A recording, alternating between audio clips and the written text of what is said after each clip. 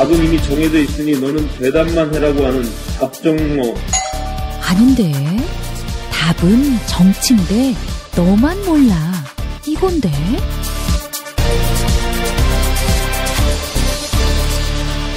국민보좌관 김성회의 답정너.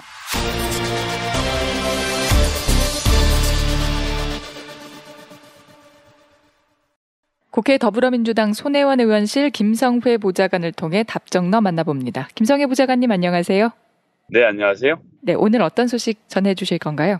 예, 김성태 원내대표가 군인권센터에 대해서 비판을 하면서 군인권센터의 소장에게 성 정체성이 흔들리는, 헷갈리는 자인 것처럼 이야기를 하면서 본질과는 아무 상관없는 이야기로 군인권센터 소장의 성 정체성을 시비 삼는다는 것은 사실은 문명 국가에선 있을 수 없는 일입니다. 이것은 마치 주장을 하는 사람이 흑인이라 잘 모르는 것 같은 데랑 아무런 다른 점이 없거든요. 예를 들어서 한국에서 인권운동을 시작한 어떤 인물이 있는데 이분이 태국에서 출생을 해서 한국에서 살고 있는 사람이라고 하면, 그래서 나이 30에 한국에 들어와 정착을 했고 인권운동을 하는데 군 관련돼서 어떤 인권 문제가 불거져서 여기 대해서 언급을 하면 너는 한국에서 군대도 안 갔다 온 것이 너는 태국 사람인데 그런 얘기를 하면 되느냐라는 말을 하는 것과 다름이 없습니다.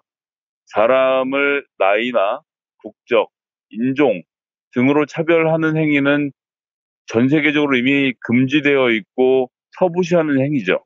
그렇기 때문에 이러한 발언이 매우 부적절해서 비판을 받아왔는데 어제 보니까 거기에다 한 발 더 얹어서 김병준 비대위원장이 이야기를 보탰더라고요. 그러면서 이제 김병준 자유한국당 혁신 비상대책위원장이 군인권센터 소장을 향한 김성태 의원의 성정체성 언급을 소신 발언으로 생각해달라라고 이야기를 했습니다. 이건 정말 제 눈을 의심케 하는 이야기였는데요.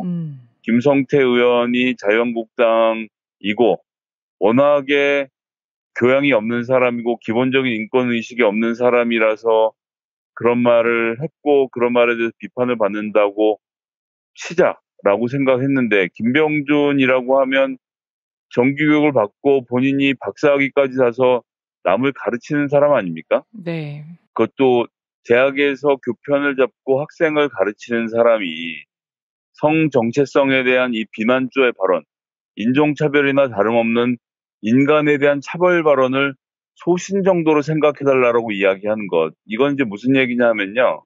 남녀가 겸상하는 것이 가능한 것이 아니다. 어디 여자가 함부로 입을 놀리느냐라고 김성태 의원이 얘기를 하고 김병준 비대위원장이 거기에 대해서 김성태 의원의 소신 발언은 소신으로 이해해달라고 이야기하는 것이나 다름없습니다.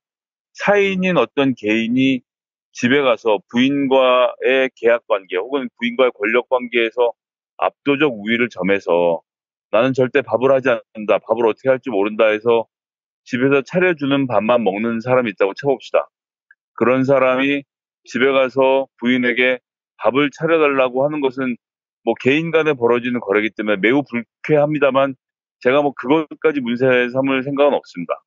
그런데 공적인 자리에 나와서 여성은 모름지기 집에서 밥을 하는 것이 당연한 일이다 라고 말을 했다면 그 발언이 지금 21세기에 가당키 한 발언이겠습니까? 당연히 비판을 받겠죠. 여자는 집에서 밥하고 남자는 나가서 이런 존재라는 그 따위의 생각들을 가진 사람들이 아직 있긴 하죠. 하지만 공적인 자리에서 공인이 할 수 있는 성질의 이야기는 아니거든요. 그와 마찬가지로 군인권센터 소장에 대한 김성태 의원의 성정체성 발언은 이 자체로 인권 모독이고 인권 침해이고 우리나라 제2당의 원내대표로서의 자질을 의심케 하는 발언인데요. 그것이 소신 발언이라고 이야기하는, 이런 사람이니까 이 당에 가서 비대위원장을 하고 있겠구나 싶은 생각이 절로 들었습니다. 듣는 청취자분들 중에서도 성정체성 문제와 관련돼서는 불편하게 생각하실 수 있는 분이 있다는 것 알고 있습니다. 하지만 그것을 개인적으로 불편하게 생각하는 것과 이렇게 공당의 공직자가 공개적인 자리에서 이야기하는 것에는 크나큰 간격이 있다는 것. 인종차별적 발언, 인권차별적 발언을 서슴지 않는 김성태 원내대표에게 그냥 소신이니까 나는 다루니까 나는 그렇게 생각하지 않지만 김성태 의원은 그게 소신이니까 그렇게 좀 이해해달라고 이해를 구하는 이 자유한국당 김병준 비대위원장의 모습을 보고 있으니 뭐 이 정당의 미래가 어디 있겠나 싶은 생각이 들어서 저는 이제 민주당 입장에서는 잘된 일이라고 박수를 쳐야 되는 건지 하지만 사실 그 씁쓸한 마음을 감추기가 어려운 것 같습니다. 그런가 하면 오늘 김성태 원내대표가 김의겸 청와대 대변인과 군인권센터를 검찰에 고발 조치할 것이라고 밝혔다는 기사가 있네요. 네, 그렇습니다. 이제 어디서 그 문건을 구했는지 알 수 없으니 내가 너희들을 고발하겠다라는 이야기를 한 건데요. 김의겸 대변인 같은 경우에는 비밀로 분류되어 있는 내용 중에서 일부를 비밀을 해제한 다음에 언급한 것이기 때문에 좀 문제가 없다고 보고 게다가 청와대 대변인이 국정을 운영하면서 군 통수권자의 명을 받아서 군 개혁과 관련된 발언을 하는 것을 문제 삼는 것은 이거는 상식에 어긋나는 일이다. 옛날에 마치 노회찬 의원이 삼성 엑스페일에 대해서 공개를 했을 때 개인정보 운운하면서 도청한 내용을 흘리는 것이 더 큰 문제이냐 몰아가서 엑스파일에 대한 조사는 하지 않고 유출 경위만 따지다 끝나지 않았습니까? 그래서 결국 노회찬 의원이 의원직을 잃는 비극적인 사태까지 초래했었는데요. 이번에도 전 마찬가지로 봅니다. 김의겸 대변인에 대한 고발은 말도 안 되는 것이고 임태훈 소장에 대해서도 마찬가지입니다. 왜냐하면 이런 내용들은 보통 양심선언이나 내부 고발을 통해서 문건이 전달되기 마련입니다.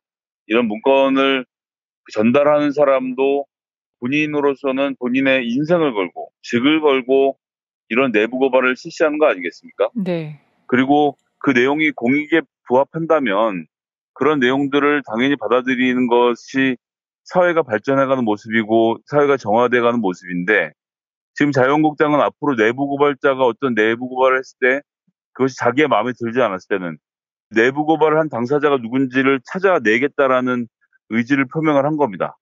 이것은 시대를 역행하는 거죠. 만약 공개한 내용이 부적절하거나 어떤 사적인 이익을 위해서 내용을 했거나 뭐 이렇다면 뭐 김성태 의원이 그렇게 주장할 수 있겠습니다만 지금 전 국민을 공포로 몰아넣었던 쿠데타 사건 아닙니까? 지금 아주 구체적으로 탱크의 동원 계획까지 세우고 그것을 광화문에 몇 대, 또 여의도에 몇 대, 여의도에선 또 국회의원 누구누구는 잡아가고 누구누구는 우호적으로 만들고 계엄을 해산하는 것을 방해하기 위해서 의원들을 어떻게까지 인신구속하는 문제까지를 다 상의한 문건에 대한 폭로는 이거는 누구라도 손에 쥐었다면 폭로하지 않을 수 없었던 내용인 거죠. 그런 내용에 대해서 고발 조치하고 배우를 찾겠다. 배우는 바로 내부 고발자이고 양심이고 시민인 것입니다. 그런 배우를 찾아내겠다는 발상은 아직도 자기들이 여당인 줄 아는 생각이라는 겁니다. 이게 지금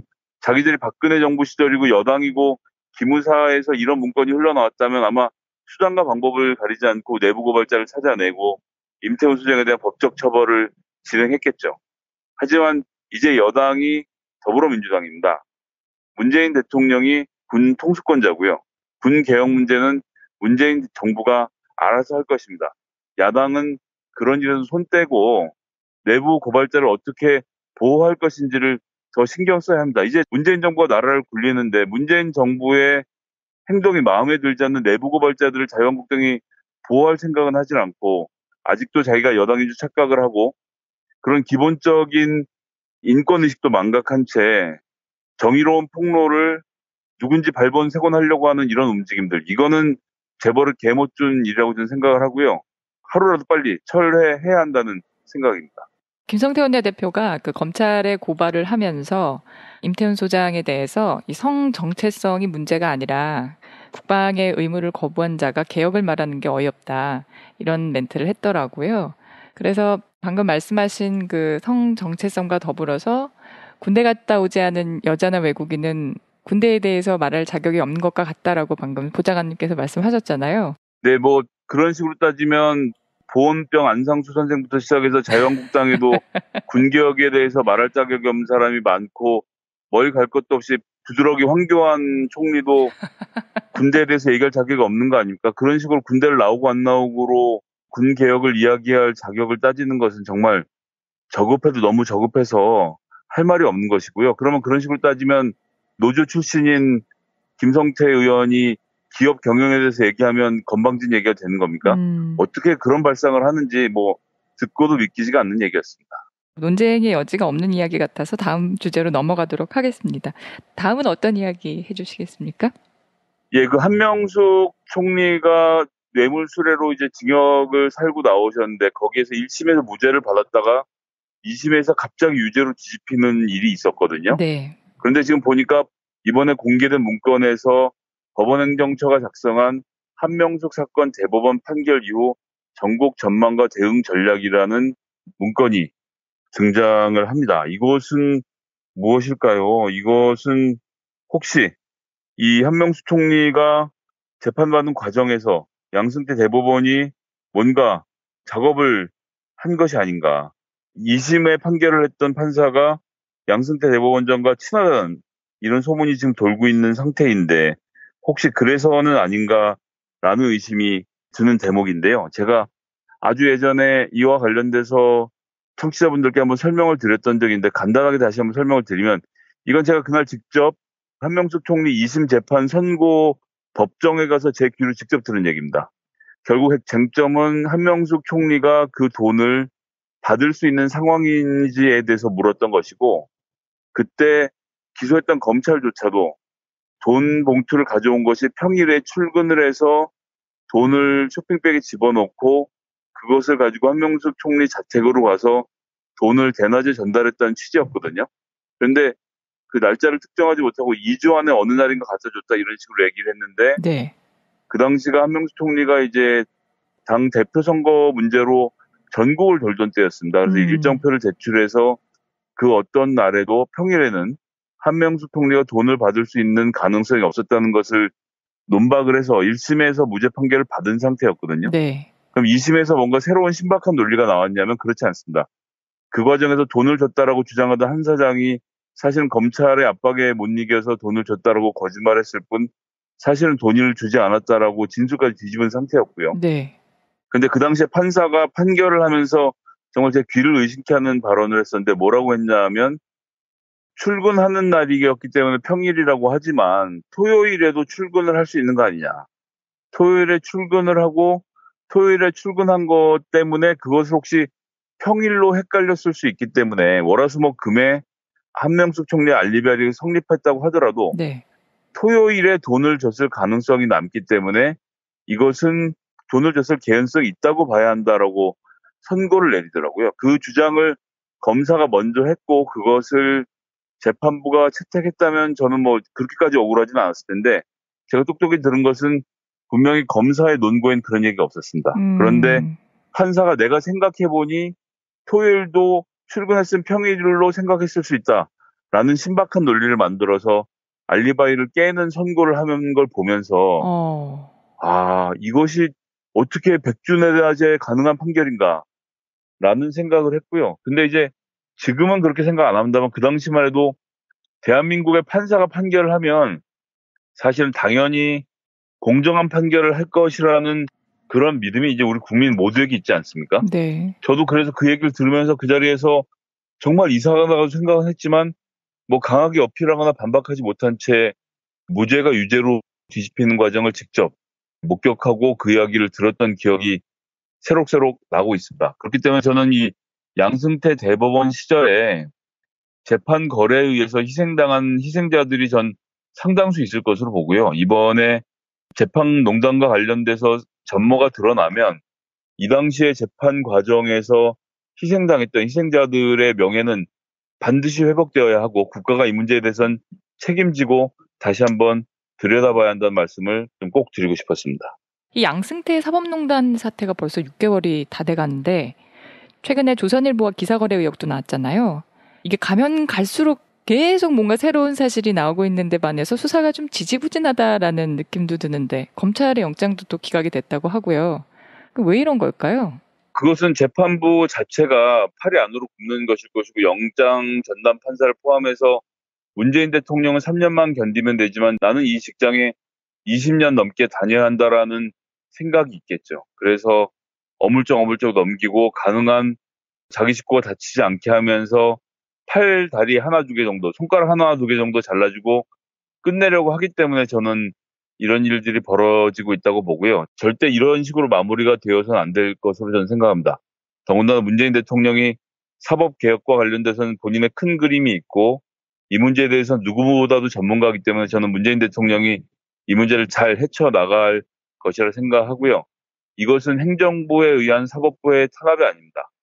사법부가 행정부, 특히나 대통령에게 양승태 대법원장이 박근혜 대통령에게 머리를 조아리고 재판부 전체를 팔아먹으려고 했던, 사법부 전체를 팔아먹으려고 했던 사건에 대해서 발본색원하고 조사를 하는 것 이 자체가 사법부의 신뢰를 회복하는 일이고 이것이 판사의 권위를 가장 높여주는 일이 될 것이다. 판사가 처벌을 받아야 판사들의 권위가 쓴다는 것을 전 사법부도 좀 알아줬으면 좋겠습니다. 네.